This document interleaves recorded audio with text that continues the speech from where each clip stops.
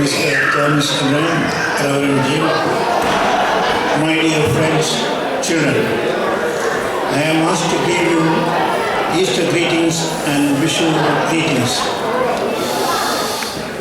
on this great occasion. I thank you all very much for inviting me for this honorable task. I'd like to talk about wish you greetings first. Then I will say something about Easter greetings. When I talk about wish you greetings, I will speak in Malayalam language because this is mainly a Malayalam event. മേടമാസം 1-ാം തീയതിയാണ് വിഷുവായിട്ട് നമ്മുടെ നാട്ടിൽ ആചരിച്ചുകൊണ്ടിരിക്കുന്നത്. എല്ലാ വർഷവും മേടമാസം 1-ാം തീയതി. അതിനുള്ള ഒരുക്കങ്ങൾ വിഷുവിൻ്റെ പല ദിവസങ്ങൾക്ക് മുമ്പ് തന്നെ തുടങ്ങാറുണ്ട്.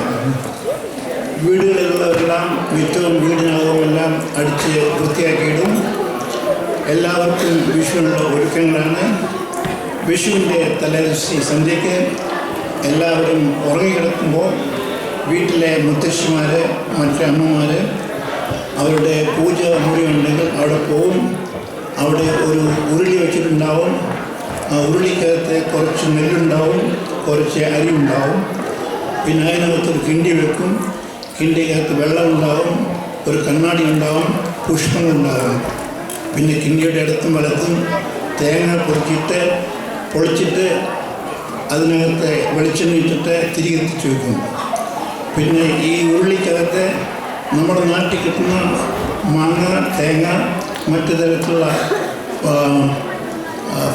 പഴങ്ങൾ എല്ലാം അലങ്കരിച്ചിരിക്കും. അതുകൊണ്ട് തന്നെ ആഭരണങ്ങളുണ്ടെങ്കിൽ അതും വെച്ചു മൂടും.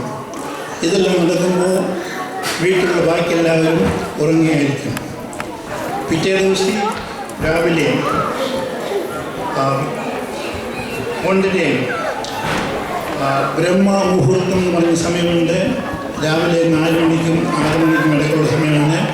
ആ സമയത്ത് മുത്തശ്ശി പൂജാമുറിയിൽ വന്നു ഈ വിഷുവിൻ കണിയെ കാണും, നമസ്കരിക്കും, പ്രാർത്ഥിക്കും. അത് കഴിഞ്ഞിട്ട് വീട്ടിലെ പുരുഷന്മാർ ഓരോരുത്തരെ കൊണ്ടുവരും.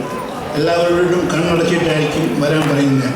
ഇത് കാണുമ്പോൾ പൂജാമുറി വന്നു കഴിഞ്ഞിട്ട് അവർ കണ്ണു തുറക്കാൻ പറ്റുകയുള്ളൂ.